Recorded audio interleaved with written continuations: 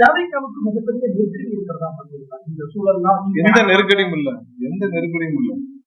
100% இன்னைக்கு 1.5 கோடி மக்களுக்கு மேல 1,25,00,000 மக்களுக்கு மேல வாக்களிச்சிருக்காங்க.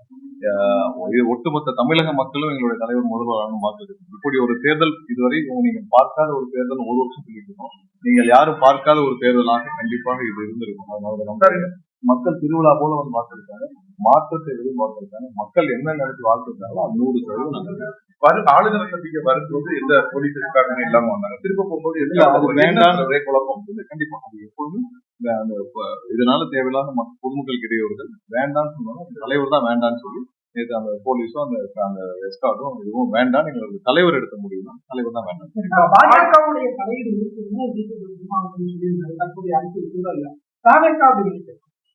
எந்த சூழ்நிலையும் நீங்க பாத்துருப்பீங்க, என்ன நடந்துட்டு எந்த சூழ்நிலையிலும் நம்ம ஒரு நாள் வெயிட் பண்ணி பார்ப்போம். கவர்னர்கிட்ட கொடுத்துருக்கோம், என்ன வருதோ நம்ம வெயிட் பண்ணி பார்ப்போம். அதனால ஒண்ணும் இல்லை. ஒரு நாள் நேற்று தான் கொடுத்துருக்கோம், இன்னைக்கு ஒரு நாள் இருக்கு. சட்டப்படி என்ன செய்யணுமோ அதை கவர்னர் செய்வார்னு நினைப்போம். செய்யலன்னா அதுக்கு அடுத்த முடிவு